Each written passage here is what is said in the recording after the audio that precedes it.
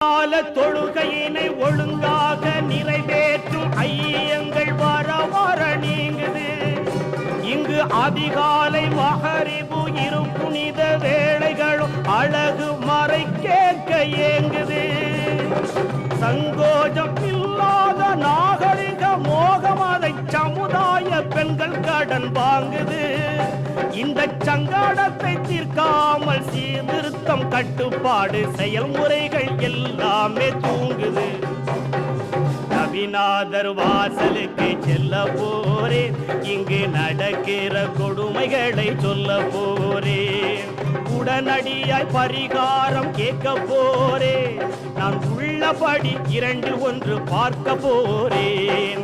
நபிநாதர் வாசலுக்கு செல்ல போறேன், இங்கு நடக்கிற கொடுமைகளை சொல்ல போறேன்.